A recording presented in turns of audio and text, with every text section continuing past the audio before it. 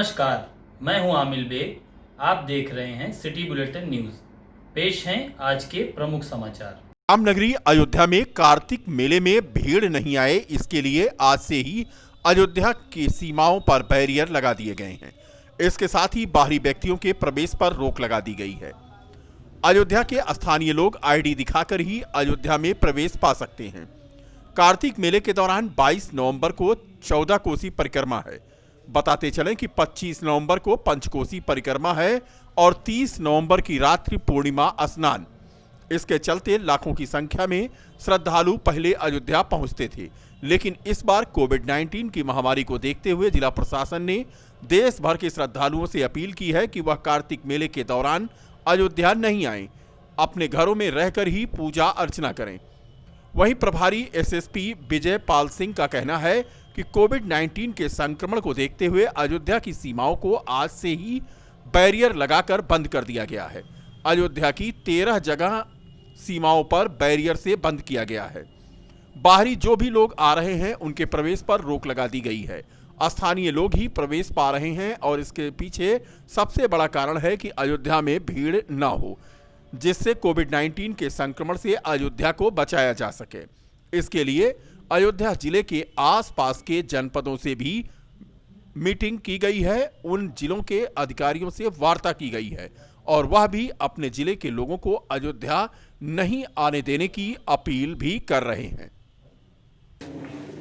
परिक्रमा और कार्तिक पूर्णिमा के लिए जो है सुदृढ़ सुरक्षा प्रबंध किया गया है और कोरोना महामारी को देखते हुए जो भी सभी से ये भी अपील की गई है कि परिक्रमा में इस बार आने से अधिक संख्या में आने से लोग बचें, घरों पर ही अपने श्रद्धा पूर्वक जो है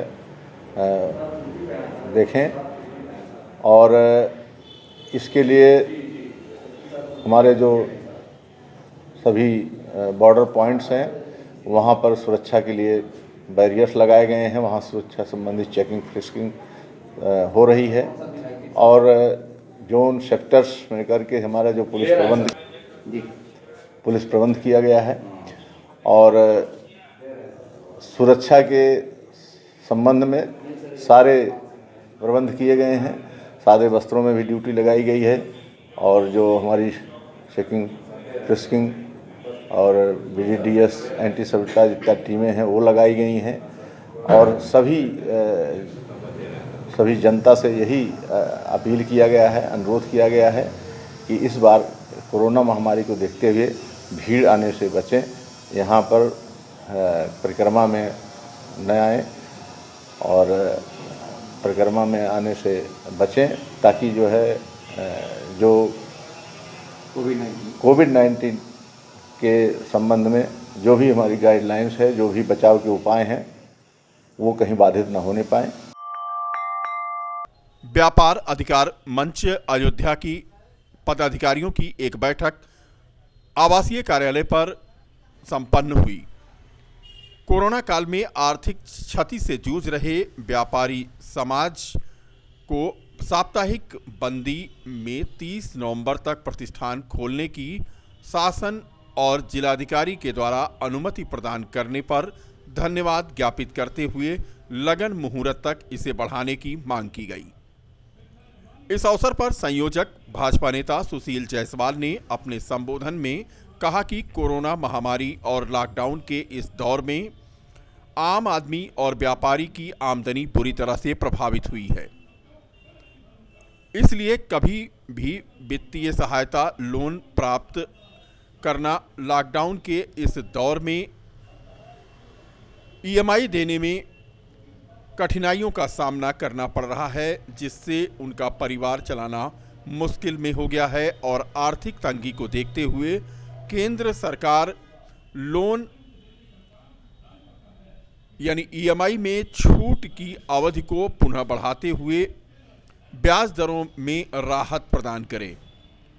बैठक के दौरान मुख्य रूप से महानगर अध्यक्ष रमेश जायसवाल, ध्रुव गुप्ता, रोशन जायसवाल, डॉक्टर बजरंगी वर्मा, पंकज कौशल आदि मौजूद थे।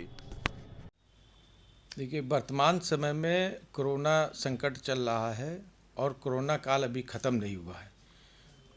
केंद्र सरकार ने 3 महीने की छूट दी थी लोन मोरेटोरियम के लिए, ईएमआई जमा करने के लिए। जो भी वित्तीय सहायता प्राप्त लोग हैं, चाहे वह व्यापारी हों या प्रत्येक नागरिक, कहीं ना कहीं कोई गाड़ी लिया होगा, कोई मोटरसाइकिल लिया होगा, कोई कार लिया होगा, कोई हाउसिंग लोन होगा, किसी का बच्चों को पढ़ाने के लिए होगा या कोई अन्य कारण से लोन लिया होगा, उसकी ईएमआई जमा होती है, जिसपे जो है लोन मोरेटोरियम को जमा करने के लिए आरबीआई की गाइडलाइन पर केंद्र सरकार ने 3 महीने की छूट दी थी। बाद में संकट को देखते हुए 3 महीने फिर आगे एक्सटेंड कर दिया था, बढ़ाने का कार्य किया था। अभी संकट ख़त्म नहीं हुआ है। किसी की नौकरी चली गई है, किसी को जो 50,000 पा रहा था वो 40,000 पा रहा है, जो 40,000 पा रहा था वो 25,000 पा रहा है, और जो व्यापार है वो भी पूरी तरीके से पटरी पे नहीं आया हुआ है। इन चीज़ों को देखते हुए केंद्र सरकार से अनुरोध है कि इस छूट को आगे 6 महीने के लिए और आगे बढ़ा दिया जाए। साथ ही साथ कि अभी जो हमारे यहाँ फैजाबाद की जो समस्या थी कि बृहस्पतिवार को जो है व्यापारिक बंदी होने के कारण यहाँ का व्यापार प्रभावित रहा धनतेरस के दिन, और कोई गाइडलाइन नहीं आई थी, जिसको जिलाधिकारी महोदय के संज्ञान में लाया गया और आप लोगों के माध्यम से जो है समाज में रखा गया, जिस पे ध्यान देते हुए जिलाधिकारी महोदय ने और शासन ने उस 30 नवंबर तक व्यापार को चलाने की छूट दे दी है, व्यापारिक बंदी से मुक्ति दे दी है। इसके लिए हम लोग आभार संगठन के जो समक्ष पदाधिकारी आए हुए हैं, सब लोगों ने आभार व्यक्त किया। और एक छोटी सी मांग ये की है कि चूँकि पूरे साल भर शादियाँ ब्याह नहीं हुआ है और लगन का समय चल रहा है, प्रत्येक व्यक्ति जो है उसमें जुड़ा हुआ है, व्यापार के साथ साथ आम जनता जिसके यहाँ शादी ब्याह है वो भीड़ भी देख रहे हैं आप बहुत ज़्यादा हो जा रही है मार्केट में पिछले 2-3 दिनों से। तो उसको देखते हुए जो छूट को इसको आगे बढ़ाते हुए कम से कम 15 दिसंबर तक कर दिया जाए, क्योंकि जो है लगन पीरियड भी उसी समय तक है, तो कहीं ना कहीं कुछ कमाने का भी मौका मिलेगा और जो लोगों के यहाँ है उनको भी सुविधा मिलेगी। इन्हीं सब बातों के साथ साथ संगठन को कैसे मजबूत किया जाए उस पर भी आज चर्चा हुई है, विचार हुआ है, और उस पर भी हम लोग कार्रवाई आने वाले समय में करने जा रहे हैं। बहुत साथ ही साथ संगठन के सभी पदाधिकारियों को ये सूचित किया गया, जानकारी दी गई कि कोरोना संकट अभी ख़त्म नहीं हुआ है, बल्कि पुनः बहुत तेज़ी से पैर पसार रहा है। इसलिए अपनी अपनी जगहों पर जाकर, जिले के सभी बाज़ारों में जाकर सबको संज्ञान में देने का काम करें, जागरूक करें, सामाजिक दूरी बनाएं, दूरी डिस्टेंसिंग, सोशल डिस्टेंसिंग का पालन करें, मास्क लगाएं और ज़्यादा से ज़्यादा लोगों को जागरूक करने का कार्य करें। सूबे के मुख्यमंत्री योगी आदित्यनाथ का आदेश है कि सभी अधिकारी अपने कार्यालय पर समय से पहुंचे ताकि फरियादियों की सुनवाई हो सके, लेकिन विकासखंड अमानीगंज कार्यालय में 11 बजे तक कोई कर्मचारी नजर नहीं आया। केवल 2 ही आदमी अपनी कुर्सी पर बैठे नजर आए। विकासखंड अधिकारी के केबिन में भी ताला लगा रहा। खंड विकास अधिकारी कार्यालय पहुंचे ग्रामीण सुनील यादव ने बताया कि उन्हें परिवार रजिस्टर में कुछ अंकित करना है और उसे बनवाना है, लेकिन ग्राम पंचायत अधिकारी उसे 1 हफ्ते से दौड़ा रहे हैं और 11:30 बजने वाले हैं, लेकिन अभी तक कोई कर्मचारी कार्यालय नहीं पहुंचा है। तस्वीरों में देखिए कि किस तरह से खंड विकास अधिकारी अमानीगंज का कार्यालय खाली पड़ा हुआ है, जबकि मुख्यमंत्री बार बार ये आदेश दे रहे हैं कि अधिकारी अपने कार्यालय पर समय से पहुंचें और फरियादियों की फरियाद सुनें। लेकिन विकासखंड अमानीगंज का हाल तो सबसे बुरा है।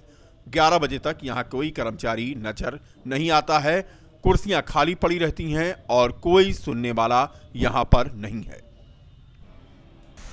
बस परिवार रजिस्टर नकल बनवाने के लिए आए थे और वो सेक्रेटरी साहब 1 हफ्ते से मुझे कह रहे हैं कि आज मिलेंगे, कल मिलेंगे।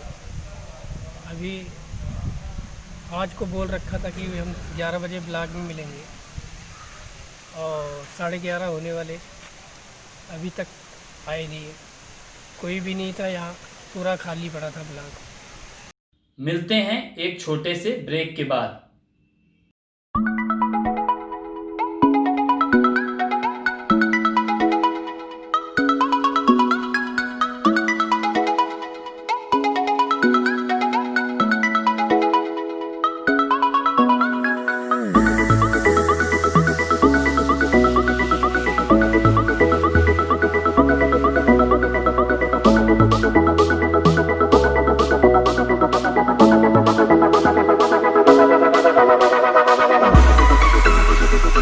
पुरानी पेंशन बहाली को लेकर अटेवा अब मैदान में है।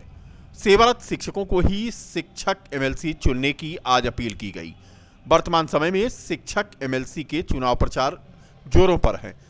इस चुनाव में शिक्षक कर्मचारियों के मुद्दे पर पुरानी पेंशन बहाली को लगातार सड़कों पर संघर्ष कर रहे all teachers employees welfare association Atewa भी मैदान में है। अटेवा के प्रत्याशी राजीव यादव ने आज पत्रकार वार्ता में पेंशन विहीन सेवारत शिक्षकों, वित्त विहीन शिक्षकों, माध्यमिक शिक्षकों, मदरसा शिक्षकों की विभिन्न मांगों, समस्याओं और सेवा शर्तों को बदलवाने, वित्तीय शिक्षकों को सम्मानजनक मानदेय दिलाने, पुरानी पेंशन बहाली के लिए सदन में भी शिक्षकों की आवाज जोरदार तरीके से उठाने की बात कही।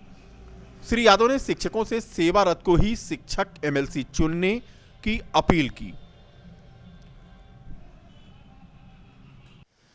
शिक्षक कर्मचारी अधिकारियों की जो पुरानी पेंशन व्यवस्था समाप्त हो गई उसकी पुनः बहाली हो। निजीकरण के खिलाफ सरकार अपने कदम पीछे खींचे।